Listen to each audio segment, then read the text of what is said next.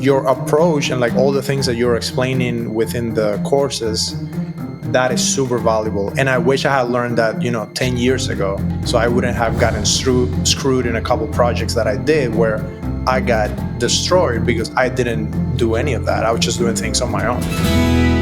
Hi, and welcome to Stacks Over Tax.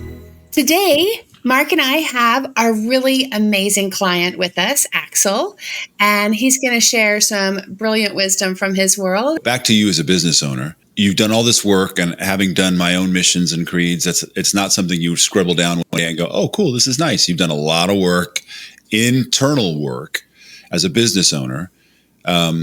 What advice would you give to somebody who came to you and said, hey, help me figure out how to make my own creed? I think that's valuable.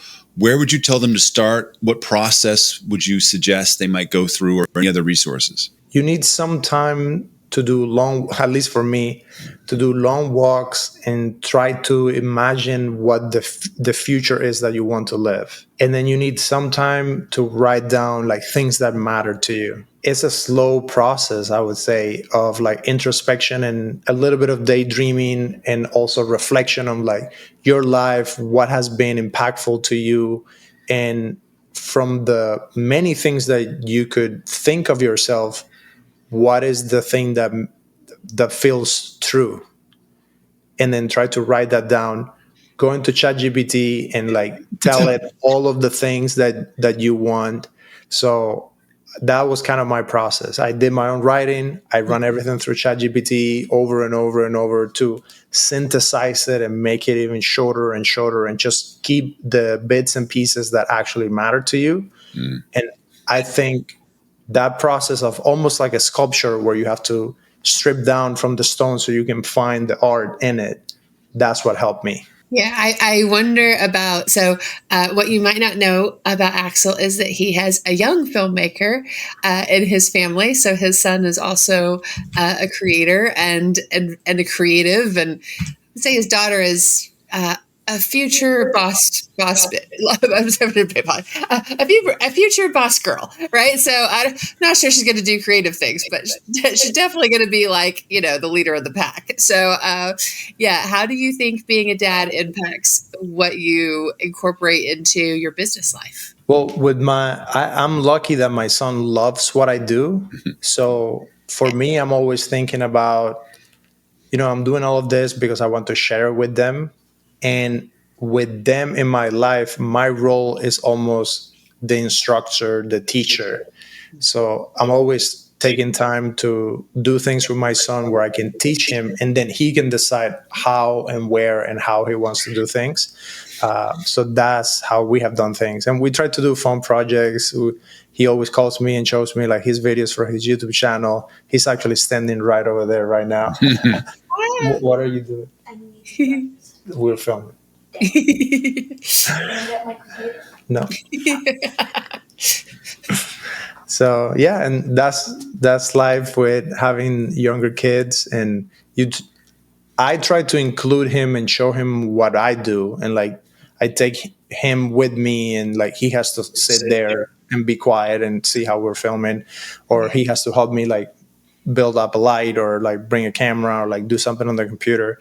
That's how it used to be back in the day. Like if you were a cobbler or you were a farmer, you would take your kids with you and like almost force them to do things. And it's a little bit difficult sometimes, but it's also really helpful because they get to see you work. So whatever business you're working on, include your kids so they understand the complexity of what you're doing. They understand the late nights. They understand the stress and like how complicated it is to have a small business, because it is really hard. For sure. I remember one of the first times I saw you on set, your son was with you, and I happened to see the two of you, and you're standing side by side, and you both had blazers on. And in Hollywood, that's just not necessarily something that you see all the time anymore. So I was very like taken back, and I thought, oh, this is really special. Like, what a really cool, special moment to just watch somebody you're very, I love that the first thing in your creed was high level, because you are very high level, but even on very simple, ordinary days, right? That's like how you live your life on a very ordinary day. And I thought it was really, really cool just to like have your son on set with you, and the both of you looked like the consummate professional, which is just, not always the way it goes in Hollywood. Yeah, yeah. I'm very fortunate that he likes my crazy ideas, and he comes along. So one of the things I really love about Axel is that when I see a piece he's done, even if it's content or if it's far more creative like movie making, he is really good at finding the truth in the moment and making that a moment, and making it have its own timing and its own stillness in all the chaos. He's really good at like pulling that little piece out. And I'm wondering if that's just a piece of how you see the world, if it's something that you work on as a person. I'm curious about how you are able to really find the part that actually like is going to resonate with other people. Yeah, I think it's a mix of, you have the instinct, and I always go with, okay, what am I responding to? And then the discipline is strip away everything else that is not that instinct.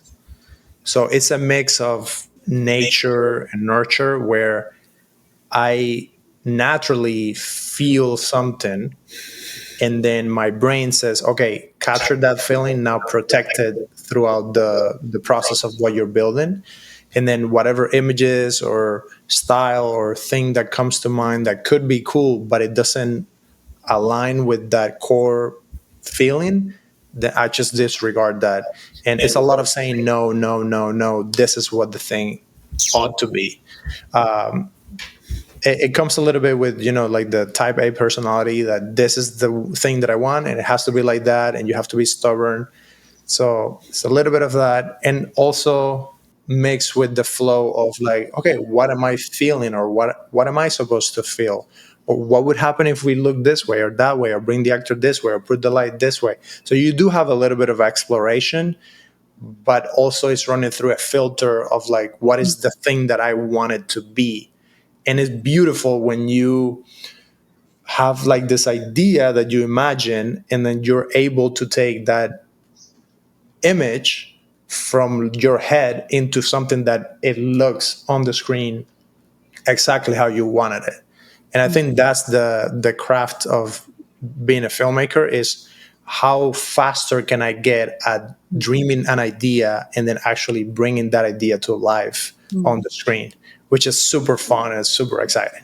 As a filmmaker, I mean, I was never taught about business as a filmmaker or structure or any of that nonsense. Does doing structure, considering LLCs or other things, does that matter as a filmmaker, or how is it showing up for you? So as a filmmaker, something that we have learned working with you guys that really matters is separating things so you're protected. I don't think that's something that, like, when you go to film school, they teach you nothing about that. It's like painful how naive we are when we go out to work. They never even once mentioned that, hey, you might need to create an LLC for your craft. Not at all. Everything you're doing it just as a person. So it was very interesting to learn all the different levels of protection and separation of assets that we could do. And working with you, like when I was watching the classes, my brother and I, we do everything together. So we had to sit down together. And luckily we had some trips where we have to drive, and we would just listen to the classes. And from that, now we have a full understanding of all the things that we could do to protect ourselves. And I remember you had something super interesting in the class where you said you could either be in the field all dressed up with camo and like a sniper, just like hidden there, or you could be a big, massive tank. So like, you both are going to protect you, but you want to be the freaking tank. You don't want to be the guy like with a little bit of coverage. And a lot of people in the creative world, we're just not that into business. We don't want to kind of mess with that. And we end up being naive. And now I'm not naive anymore. Now I know the things that I can do to protect myself. And especially with the different corporate structures and how each film or project is its own entity, and you want it to be, so it doesn't, like, if something happens, you don't get hit. and like you don't lose the whole house because this one project went crazy and like someone sued you and like something happened. So I saw a little bit of that in the back end of when I was working at different studio projects, where the production there's so many layers, and you talk about this, Mark, with like the trees of different companies and things that they do to protect themselves.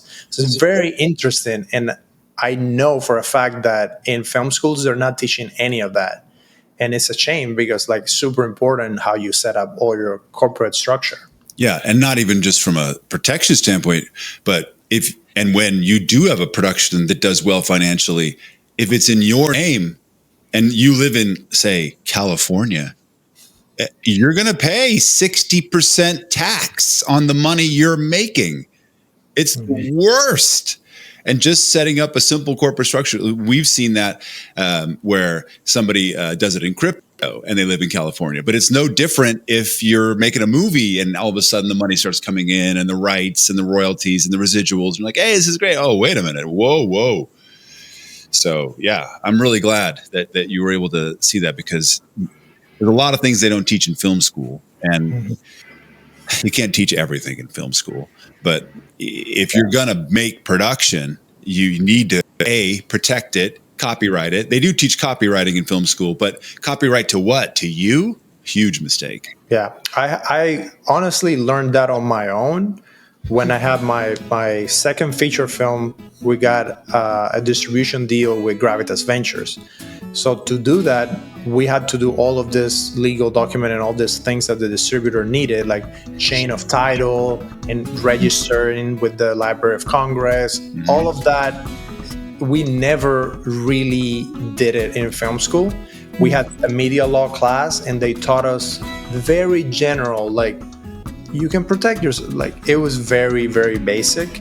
So I think your approach and like all the things that you're explaining within the courses, that is super valuable. And I wish I had learned that, 10 years ago, so I wouldn't have gotten screwed in a couple projects that I did where I got destroyed because I didn't do any of that. I was just doing things on my own. Thank you so much, Axel, for being here with us. I mean, you're not only a client, but you're a friend of ours. And it's been an honor to have you bring a perspective, not only as a filmmaker, not only as an entrepreneur, but also as a successful immigrant from a communist nation, to say, hey, here's what's real and here's what's not.